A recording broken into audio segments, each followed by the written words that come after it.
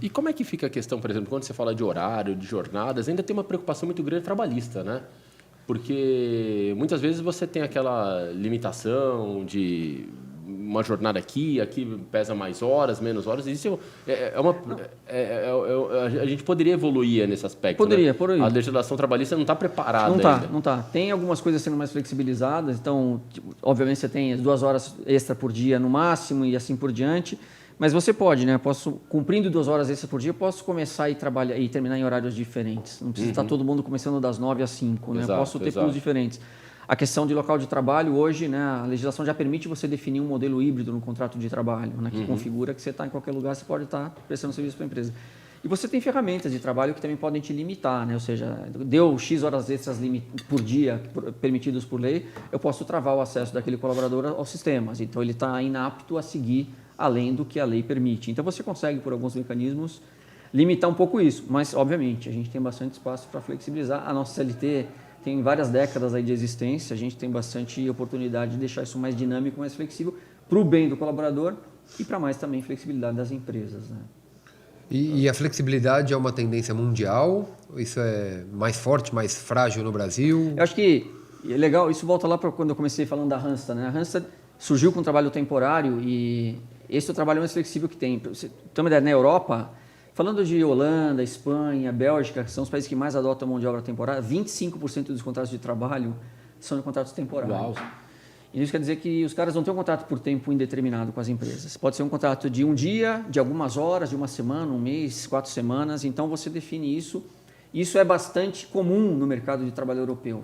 No Brasil, isso chegou há menos tempo e as empresas e os talentos também vêm com um certo preconceito esse tipo de modelo, porque aparentemente parece, puxa, é um trabalho, como é por tempo determinado, é temporário, entendeu? Não é um colaborador que eu vou manter por muito tempo, então não vou precisar investir em treinamento desse cara. Esse cara está aqui para tapar um buraco. Essa é a visão, né? Essa é a visão.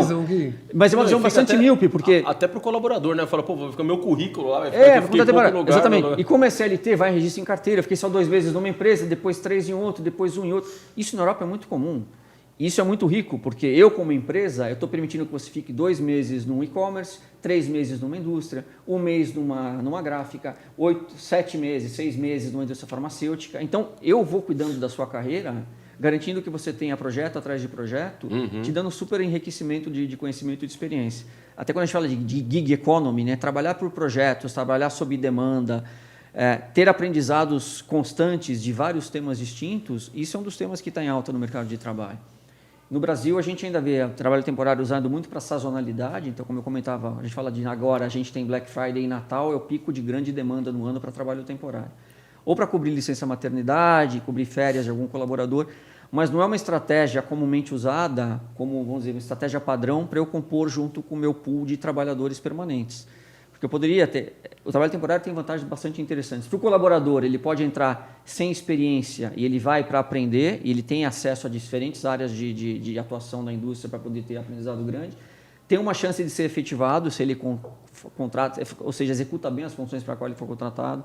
Ele monta um networking legal de profissionais para depois poder continuar colaborando ao longo da carreira. Então, para o trabalho e para a empresa, você tem vantagens, não só da agilidade, da flexibilidade, porque por meio de empresas como a Randstad, você em poucos dias você tem um pool de trabalhadores temporários lá qualificados na tua planta, ou no teu CD, né?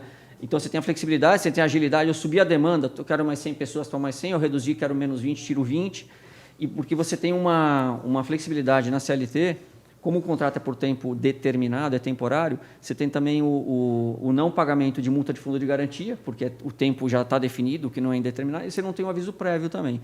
Então, para a empresa é mais barato, é mais rápido, é mais flexível, para o colaborador é uma chance de entrar no mercado, de ser efetivado depois, de conectar com mais pessoas, de aprender. Então, de novo, é super legal isso, e na Europa já existe uma maturidade do mercado de ver essa solução como uma solução standard que compõe com o meu quadro permanente. Então, eu tenho uma estratégia híbrida de contratação. Então, na Europa, eles estão mais à frente nisso. Ao ponto de obviamente, quando a gente fala de trabalho temporário no Brasil, é muito mão de obra operacional, administrativa, é operador de logística, assistente de produção, auxiliar de vendas. Quando a gente olha para a Europa, isso está chegando no Brasil agora, você está colocando profissionais mais de nível executivo, coordenadores, gerentes, diretores, em trabalhos temporários, só que a gente chama de interim management. Você está ali realmente para cumprir um projeto específico. Eu comprei uma empresa, eu preciso de uma equipe de pessoas da área financeira que vai fazer o estudo dos livros da contabilidade dessa empresa. Ou vou lançar um produto, vou contratar um pessoal de pesquisa e desenvolvimento, engenheiros, para fazer esse projeto por 6 meses. Ou vou desenvolver um app por 3 meses, eu preciso de uma equipe, um squad de 5 pessoas para fazer isso, depois eu deixo eles disponíveis para outro projeto. Então, começa-se a ficar muito mais visível o trabalho temporário em níveis especialista e gestão para funções um pouquinho mais sofisticadas. Isso lá fora é comum. Aqui as pessoas começam a ver que pode ser uma oportunidade de novo, de eu entrar para o mercado, conhecer novos negócios, conhecer outros temas, conectar com pessoas, ter uma fonte de renda extra. Então, isso é muito legal, né? E é uma pena que a gente ainda, como mercado, não está aproveitando esse modelo ao máximo. Muito interessante.